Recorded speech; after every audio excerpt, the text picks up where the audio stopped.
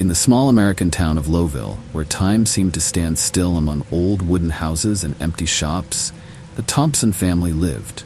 Their house stood on the outskirts, almost close to the forest, which the locals called Dark Groves. This place had a bad reputation. Many people told stories about strange noises at night and people disappearing without a trace. But for the Thompson family, it was just a legend, a fairy tale that only children and the elderly believed in. John and Lisa Thompson, along with their son Jake, have just moved here, hoping for a quiet life after the noise of the big city. The house they bought for a song was old but sturdy, with lots of rooms and a view of the forest. However, from the very first days, Jake noticed that there was something strange in this house. Every time he was alone, he felt like he was being watched. At night, the old wooden floorboards creaked as if someone was moving cautiously around the house. At first, Jake blamed it on his old age at home. But one day, when he returned late from school, he noticed the prints of dirty shoes on the floor in his room. My parents said that probably one of the workers forgot to clean up after themselves when they were fixing the roof. But these prints always appeared in the same place, near the window overlooking the forest. One evening, when John and Lisa went to town on business, Jake was left alone. There was silence around the house, interrupted only by the rustling of trees and the screams of owls. Jake was sitting at the computer in his room, but after a while he felt a strange uneasiness. As if something was pulling his gaze to the window, he tore himself away from the screen with difficulty and turned his gaze to the window. From the outside, the forest seemed alive. The branches of the trees waved as if something was making its way through the dense thicket. Jake's heart skipped a beat when he noticed a subtle movement. Two glowing eyes flashed in the darkness, yellow and unblinking, like a predator's. He swallowed, trying to convince himself that it was just his imagination, but with each passing second, the feeling of someone else's presence intensified. Suddenly, somewhere below, there was a sharp sound. The front door slammed. Jake shuddered and tensed, listening to the silence. He hoped his parents had returned earlier, but then he heard heavy footsteps slowly approaching the stairs. Fear enveloped him like a thick blanket. He cautiously approached the door of his room and opened it a crack, trying to look down the stairs. The footsteps stopped, but the silence brought no relief. The air in the house seemed to thicken, making it impossible for him to breathe freely. He stood motionless for several long seconds when he suddenly heard a slow, prolonged creaking.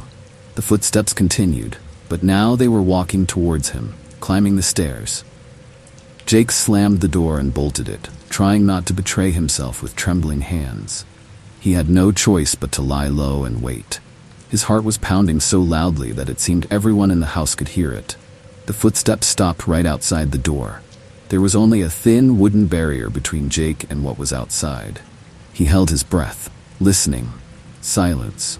A dead, oppressive silence that pressed on his ears, turning every second into an eternity. He wanted to scream, to run out of the house, but his feet seemed rooted to the floor. Suddenly there was a sound, a barely audible tapping on the door, as if someone was testing its strength with a light flick of his fingers. Jake pressed himself closer to the wall, feeling cold sweat trickle down his back. The tapping was repeated, but now it became more confident, as if whoever was behind the door wanted to attract his attention. "Open it," came a whisper, low and hoarse, as if someone was having difficulty pronouncing the words. Jake pressed his lips together, trying not to let his breathing betray him. He knew it wasn't his parents or anyone he knew. It couldn't have been a human. The whisper was repeated, louder now, and Jake heard something scrape against the wood outside the door, leaving a deep furrow. The fear that had been holding him down turned into panic. He looked around for an exit and noticed a window. A thought flashed through his mind. If he could open it in time and run out into the garden, he might be able to escape. He walked slowly to the window, trying not to make any noise. The door behind him shuddered from the impact. Someone leaned on her with force, and the boards gave way, creaking. Jake yanked on the window handle and opened it when the door burst open. For a moment, he turned around and saw a silhouette, tall and thin, with long arms that clawed the air in search of prey. At that moment, Jake felt the fear that had been holding him down, replaced by a survival instinct. He jumped through the window, not thinking about how high the second floor was. The air burned his face as he fell into a flower bed, hitting the ground painfully.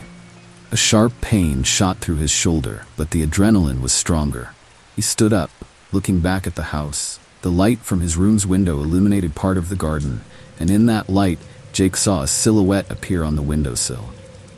The figure was unnaturally bent, its long arms touching the walls as if the creature had no bones.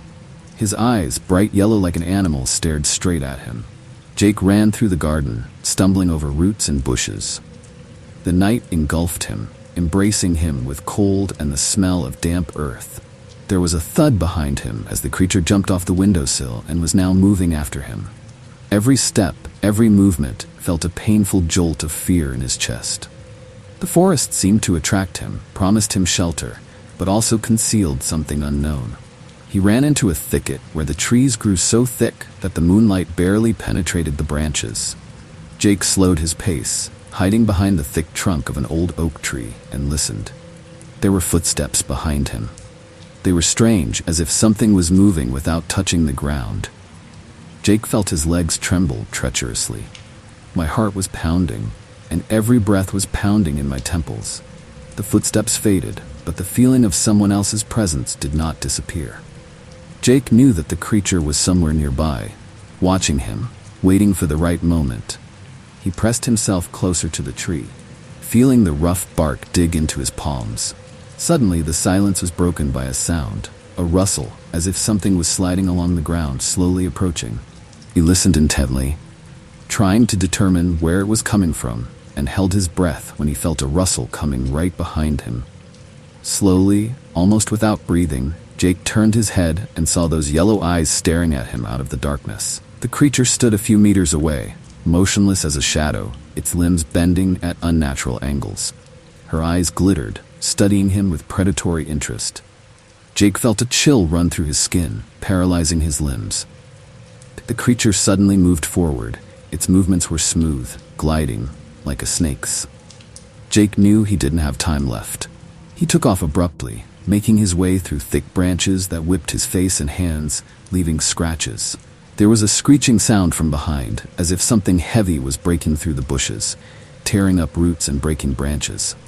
Jake ran without looking back, feeling his breath break into a wheeze. A gap flashed in front of him. A road. Salvation seemed to be close, but suddenly a creature crawled out from behind a tree in front of him, blocking the way. Jake froze, his heart pounding like it was going to burst out of his chest. The creature standing in front of him was half hidden in the shadows, but he could make out its lean body and long limbs. It looked like a human, but something in its movements and facial expression betrayed something more. Some kind of savage, not amenable to human nature. He turned around, looking for another way, but hesitated for a moment, trying to figure out what to do. It was like a nightmare from which it was impossible to wake up.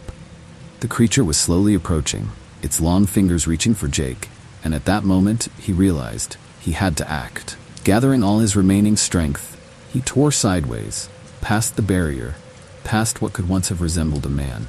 There was only one thing ringing in his head: to survive.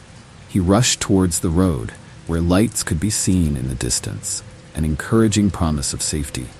Jake ran past the trees as if they were reaching out to him, trying to stop him.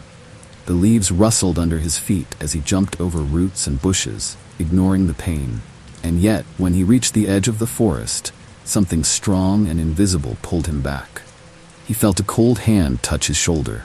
As if in slow motion, he turned around. The creature was standing right behind him, its eyes burning, and it seemed to fill the entire space around. Jake swung, not knowing exactly what he was doing, but instinctively defending himself. And to his horror, his hand went through the very void that remained of the human form in front of him. It tilted its head, and at that moment, when its eyes met, he realized that it was not just a threat. It was his own fears, his own mistakes, and the pain that he was trying to hide. At that moment, Jake realized that he couldn't just run away from what was tormenting him. He has to face it face to face. Summoning all his strength, he said, "I'm not afraid of you." It was not a cry of panic, but a challenge. And when he said those words, the creature took a step back, as if startled. A look of bewilderment appeared in his eyes, and at that moment, Jake felt his body filled with strength. Weakness receded, and fear was replaced by determination. Jake rushed forward, breaking free from the embrace of his own fear. He ran towards the road, hearing muffled footsteps behind him, but already knowing that he was no longer alone. He would not let fear prevail. Lights were flashing on the horizon, and Jake knew that this was his path to freedom, the path to the life he dreamed of, and he would not stop. Jake ran out onto the road, his heart still pounding in his chest. He turned around. The creature wasn't following him. Once on the asphalt, he ran into the flow of oncoming traffic, ignoring the horns of cars. He just wanted to get away from this place, from the horror that haunted him. It took several minutes before he could pull himself together and realize that he was still safe. There were no sounds or shadows behind him, but the fear did not leave him. He remembered that his girlfriend was waiting for him at home. He couldn't afford to panic. He had to come back. He saw a light on the horizon. It was a small town. Jake ran towards him. His legs didn't get tired until he reached the border. The streets were deserted, and bright neon signs flickered in the dark. All this noise and life around him reminded him that the world still exists, that he is not alone. He walked over to the nearest store, trying to catch his breath. It was quiet inside, but he could feel cold sweat trickling down his back. The salesman, noticing him, raised an eyebrow and then stood up from his seat. "Is everything all right? You look like you've been running from ghosts," he said with a smile. But Jake just grinned back. "I'm just a little tired," he replied, trying to stay calm. He needed to tell someone about what had happened, but he didn't know how to explain it. He didn't want to sound crazy, but the feeling that he was still under surveillance didn't leave him. "Are you alone here?" the salesman asked, noticing his tension. "Yeah, I was just walking." Jake tried to lie, but his voice sounded uncertain. The salesman nodded, but there was concern in his eyes. Jake decided it was time to leave. He didn't want to stay here. He left the store and went outside again, trying not to think about what might have happened if he had stayed. However, as soon as he left, his attention was attracted by a small group of people standing on the sidelines and animatedly discussing something. Jake came closer, trying to eavesdrop on their conversation. He was surprised when he heard that they were talking about missing people. The news about several disappeared from the forest area where he had just been. "Yes, someone says that it may be related to those strange sounds that the locals heard," said a woman in the crowd. "I heard that people found abandoned tents and things, but they themselves were not there," the man added. "No one knows what happened to them."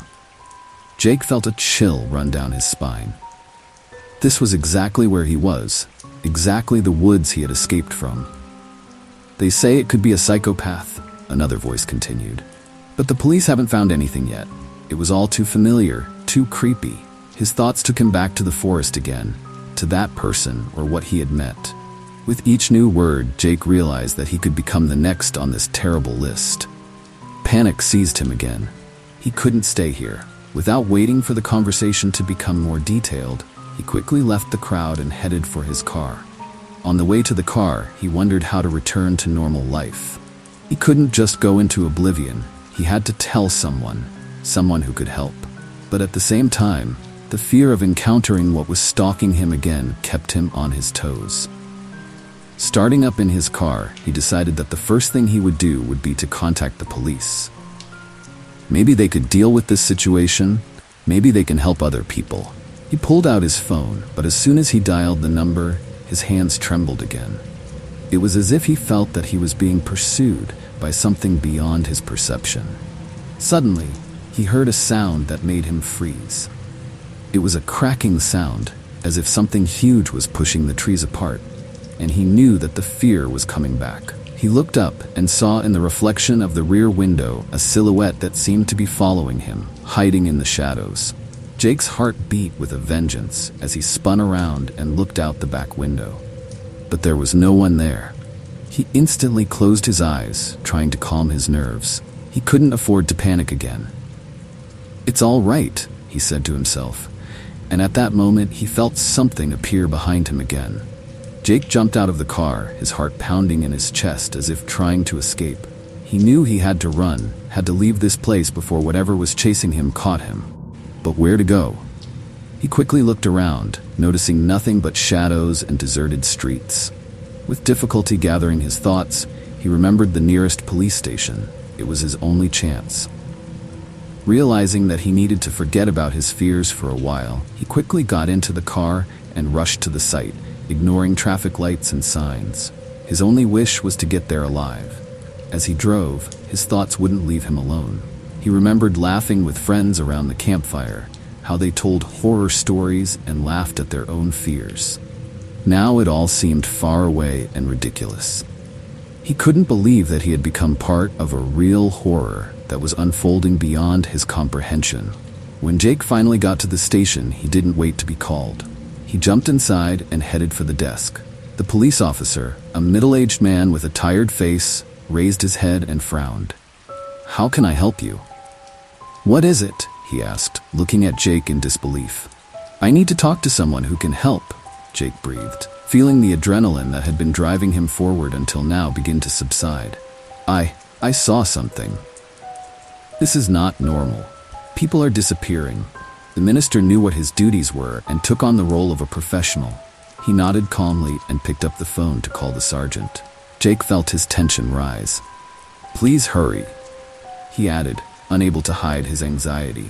The sergeant came out into the hall a few minutes later, and his stern appearance was not encouraging. When he put Jake in the office, he asked him questions about exactly what had happened.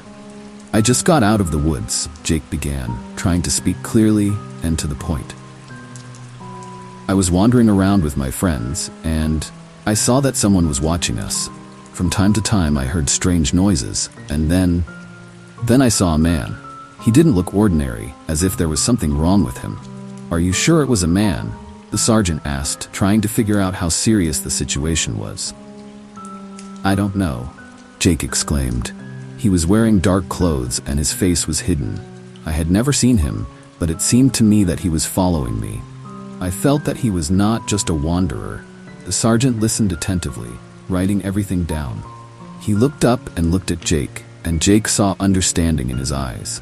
"We've received several reports of missing people in this area," the sergeant said, leaning forward. "You're not the only one who noticed something strange. It can be dangerous." With that, Jake felt the tension creep back into him. He knew that their fears were well-founded. "What should we do?" "What is it?" he asked, feeling everything inside him shrink with fear. The sergeant shook his head. "We'll send a team to check the area, but you better stay in touch. If anything happens, let me know." Jake nodded and then left the office. He needed more than just hope. He needed to act. He couldn't just wait for someone else to take over. When he returned to his car, he again felt that something sinister was following him. The feeling was as real as the fear, and it seemed to him that it was growing like a shadow behind him. He began to move towards the exit of the city, moving away from the threat that he could not understand. Suddenly his phone rang. His girlfriend's name appeared on the screen. He answered, trying to calm himself and her down. "Hi, it's me. Where are you?" "What is it?" she asked, her voice sounding wary. "I'm fine. I'm just a little busy. You won't believe what's going on. I got into trouble." "What happened? Are you safe?" Her voice was trembling with excitement. "I'm still fine. It's just I have to go back. Problems with the forest, with people. But I'm going to stop it." "Jake, don't take any chances," she interrupted. "Don't stay there." He felt dark thoughts enveloping him again. "I can't just leave," he said, trying to stay calm. "I have to deal with this." But as soon as he finished his sentence, there was a flicker of movement in his eyes. He turned abruptly and saw the very man he had noticed in the forest. He was standing on the side of the road. His silhouette was vague in the light of the lantern. At that moment, Jake realized that his fears were becoming reality. Jake ran out of the car and went to the one who was standing on the side of the road. His heart was pounding in his chest, and fear was creeping into the deepest corners of his mind. He couldn't afford to retreat, even if it was dangerous. "Hey," he shouted, approaching the silhouette. "Who are you? What do you need?" The man on the side of the road turned around, and in the light of the street lamp, Jake could see him better. He was an ordinary man, but his eyes looked empty, as if he had lost interest in everything around him. He didn't say a word, just looked at Jake with an expression that was a mixture of curiosity and sadness. "You're lost," he finally said, his voice low and hoarse. "I'm not lost," Jake replied, feeling his anger rise. "I know what happened. I've seen people disappear, and I want to know why this is happening." The man tilted his head as if listening to something. Suddenly he smiled, but it wasn't a friendly smile. It was something disturbing and even frightening. "You don't understand. They come here on their own. I'm just helping them. It's their choice." This stranger's words were like cold rain, and Jake felt fear creep over him again. "Do you make people come here?" "What is it?" he asked, anger and horror mingling in his voice. "I'm just suggesting. They think it's freedom, but it's actually a trap." The man continued to speak, ignoring Jake's outrage. "You won't be able to understand until you find yourself in their position." Jake stepped back, not wanting to listen to him. Anger was raging inside him. He felt that there was something terrible in this strange conversation, something he wanted to escape from. "I'm not going to stay here," he said decisively. "I'm not going to be a part of this." The man just shook his head, and there was something dark in his eyes, something that Jake couldn't understand. "Many have already left, but you won't be able to. You tied yourself to this place." At that moment, Jake realized that he couldn't stay here. He turned around and rushed to his car. Anxiety covered him like a dark cloud. When he got behind the wheel, he knew he had to leave here, but the words of that man were still ringing in his head. This time, he didn't look back. He started the engine and put his foot on the gas, driving off the curb in the direction from which he came. He drove fast, flying past trees that were becoming more familiar, but with each passing, he felt fear growing in his chest. The moment he reached the city, he realized that he had left fear behind, but it would always be with him. This feeling would not leave him, and he knew that he could not be the same again. He called his girlfriend, and when she answered, he felt her voice fill him with confidence. "I'm fine," he said. "I'm going far away from this place. We can start over anywhere." "I will," she replied. "I'm waiting for you." But as he moved towards a new beginning, Jake couldn't shake the feeling that the man was still watching him, hiding in the shadows, ready to offer a choice again. Every time he looked in the rearview mirror, he was afraid to see someone who would become a symbol of his fear.